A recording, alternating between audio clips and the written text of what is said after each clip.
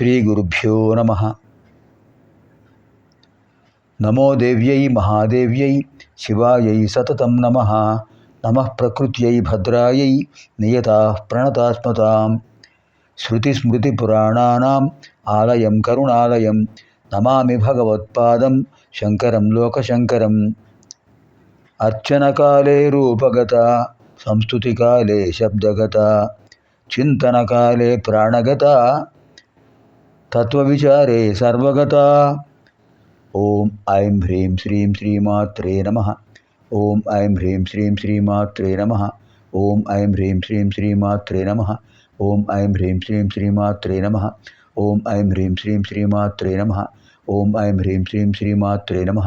ఓం ఐం హ్రీం శ్రీం శ్రీమాత్రే నమః. ఓం ఐం హ్రీం శ్రీం శ్రీమాత్రే నమః. ఓం ఐం హ్రీం శ్రీం శ్రీమాత్రే నమః. ఓం ఐం హ్రీం శ్రీం శ్రీమాత్రే నమః. ఓం ఐం హ్రీం శ్రీం శ్రీమాత్రే నమః. ఏకాదశ పర్యాయాలు మంత్రజపం చేస్తున్నాం, మూలమంత్రం జపిస్తున్నాం. ఏమిటండి, దేనికి చేస్తున్నాం? ఇంతకుముందు ఒకసారి మనం తెలుసుకున్నాం, మళ్ళీ ఒకసారి తెలుసుకుందాం. పంచ జ్ఞానేంద్రియాలు, పంచ కర్మేంద్రియాలు, అంతరింద్రియమైన మనస్సు, ఈ 11 పవిత్రములై శక్తిమంతములైనప్పుడే జపాలు, తపాలు, ధ్యానాలు సాగుతాయి. త్వక్ చక్షు శ్రోత్ర జిహ్వా ఘ్రాణేంద్రియాలు పంచ జ్ఞానేంద్రియాలు. త్వక్ చక్షు శ్రోత్ర జిహ్వా ఘ్రాణ. త్వక్ చర్మము, చక్షు నేత్రము, శ్రోత్ర చెవి, జిహ్వా నాలుక, ఘ్రాణ నాసిక. ఒక వస్తువు యొక్క స్వభావాన్ని తెలుసుకోవడానికి ఉపయోగించే ఇంద్రియాలు గనక పంచ జ్ఞానేంద్రియాలు. పంచకర్మేంద్రియాలు ఇంకొక 5 ఉన్నాయి. వాక్, మాట్లాడడానికి ఉపయోగించేది నోరు. పాణి చేతులు, పాద కాళ్ళు, పాయు ఉపస్థ రహస్యేంద్రియాలు మర్మావయవాలు. పంచ జ్ఞానేంద్రియాలు కనిపిస్తున్నాయి, పంచ కర్మేంద్రియాలు కనిపిస్తున్నాయి. కానీ అంతరింద్రియమైన మనసు 11వది కనిపిస్తుందా? దానికి ఆకారం లేదు. సంకల్ప వికల్పాలే దాని ఆకారం. అటువంటి 11 ఇంద్రియాలు కూడా పవిత్రములై శక్తివంతములు అవ్వడానికి మనం 11 సార్లు మూలమంత్రాన్ని జపిస్తున్నాం. ఇప్పుడు మంత్రభాగంలో ప్రవేశిస్తున్నాం. మొదటిది వాగ్భవ కూటము. వాగ్భవ కూటము. ఈ వాగ్భవ కూటంలో 5 బీజాక్షరాలు ఉన్నాయి. క, ఏ, ఈ, లా, హ్రీం. క, ఏ, ఈ, లా, హ్రీం. క, ఏ, ఈ, లా, హ్రీం. ఈ 5 బీజాక్షరాలు మొదటి సముదాయంలో ఉన్నాయి. అదే వాగ్భవ కూటము. కూటముడు సముదాయం. వాగ్భవ, దీనికి అధిపతి శ్రీ మహాసరస్వతీదేవి. ఆమె అనుగ్రహంలో మనకు వాక్కులు వస్తున్నాయి. ఐం అనే వాగ్బీజంతో అద్భుతమైన ఈ 5 మంత్రాలు వస్తున్నాయి. 5 బీజాక్షరాలు. ప్రతి బీజాక్షరంతో 20 మంత్రాలు వస్తున్నాయి. 20 మంత్రాలు వస్తున్నాయి అంటే 20 నామాలు ఉన్నాయి. అమ్మవారి నామాలు 20 నామాలు, 20 మంత్రాలు. క 20 మంత్రాలు, ఏ 20 మంత్రాలు, ఈ 20 మంత్రాలు, లా 20 మంత్రాలు, హ్రీం 20 మంత్రాలు. మొత్తం 100 మంత్రాలు. ముందు మంత్రాలు చదువుదాం, తర్వాత వాటి అర్థాలు తెలుసుకుందాం, తర్వాత మంత్రాలు మానం చేద్దాం. శ్రీ హయగ్రీవ ఉవాచ. హయగ్రీవులు వారు చెప్తున్నారు. కకార రూప కళ్యాణి కళ్యాణ గుణశాలిని కళ్యాణశైల నిలయ కమనీయ కళావతి. అనుష్ఠుప్ ఛందస్సు. ఒకసారి చూడండి. కకార రూప ఎన్ని అక్షరాలు ఉన్నాయి? కకార రూప 5 అక్షరాలు. కళ్యాణి 3 అక్షరాలు. 5, 3, 8. అంటే శ్లోకంలో ప్రథమ పదం అయిపోయింది. ఇది అనుష్ఠుప్ ఛందస్సు అంటారు.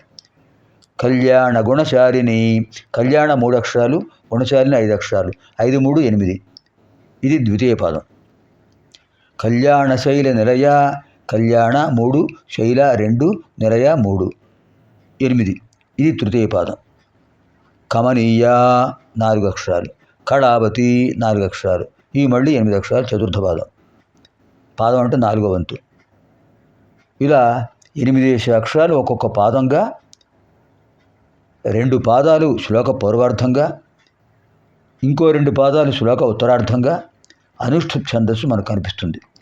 విష్ణు సహస్రనామం, లలితా సహస్రనామం, సుందరకాండ, దుర్గా సప్తశతి ఏవైనా చూడండి అనుష్ఠుప్ ఛందస్సులోనే ఉంటాయి.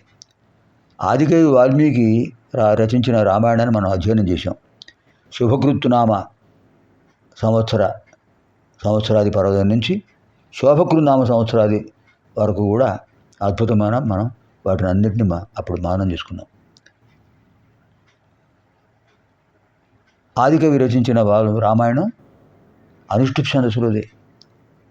శుక్లాంబరధరం విష్ణు అనుష్ఠుప్ ఛందస్సే. సరస్వతి నమస్తుభ్యం అనుష్ఠుప్ ఛందస్సే. గురుర్బ్రహ్మ గురు విష్ణు అనుష్ఠుప్ ఛందస్సే. మనోజవం మారుతతుల్య వేగం అనుష్ఠుప్ ఛందస్సే.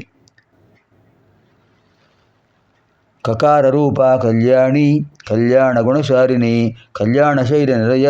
కమనీయ కళావతి. ఈ మొదటి శ్లోకంలో ఎన్ని మంత్రాలు ఉన్నాయి చూడండి. కకార రూప ప్రథమం, కళ్యాణి ద్వితీయం. కకార రూప ప్రథమం, కళ్యాణి ద్వితీయం, కళ్యాణ గుణశాలిని తృతీయం, కళ్యాణ శైలనిలయ చతుర్థం, కమనీయ పంచమం, కళావతి షష్ఠం. షట్పది అయం శ్లోక. షట్పది 6 పదములు కలిగింది. ఏది? అయం శ్లోక. అయం శ్లోక షట్పది. అయం శ్లోక, ఈ శ్లోకం షట్పది 6 పదములు కలిగినది. ఎలా వచ్చాయి 6 పదాలు చూడండి. కకార రూప ప్రథమం, కళ్యాణి ద్వితీయం, కళ్యాణ గుణశాలిని తృతీయం, కళ్యాణ శైల నిలయ చతుర్థం, కమనీయ పంచమం, కళావతి షష్ఠం.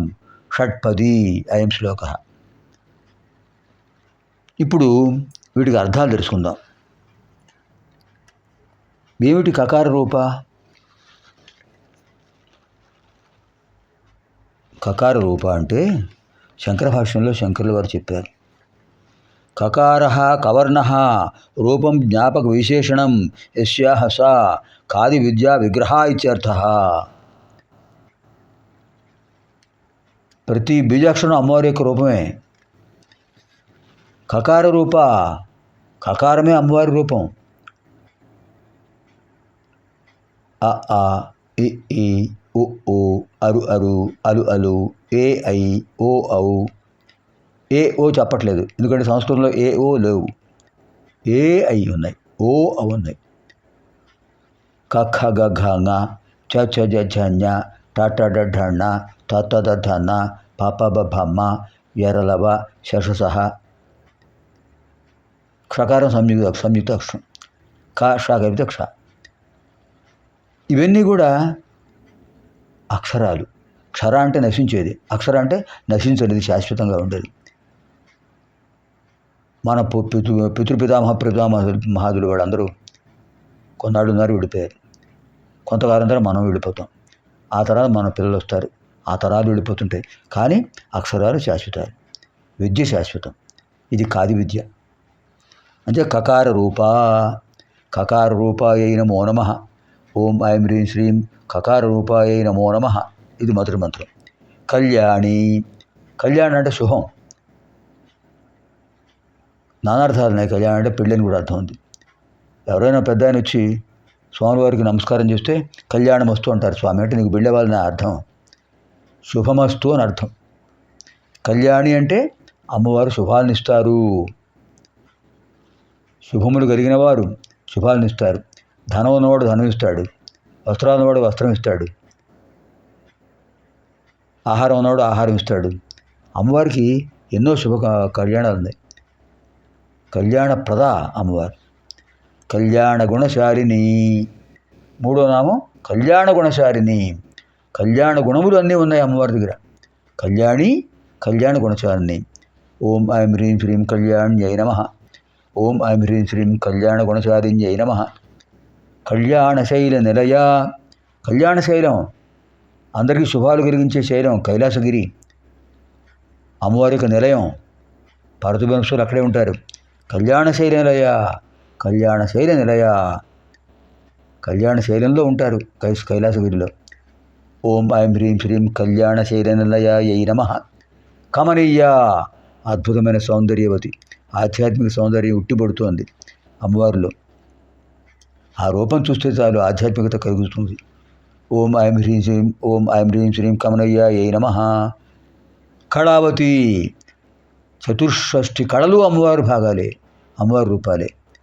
64 కళలు ఉన్నాయి. 64 కళలు అమ్మవారి రూపాలే. కళావతి. ఓం ఐం హ్రీం శ్రీం కళావత్యై నమః. ఇప్పుడు మనకు 6 మంత్రాలు అయ్యాయి. తర్వాత శ్లోకంలో ఎన్ని మంత్రాలు చూద్దాం.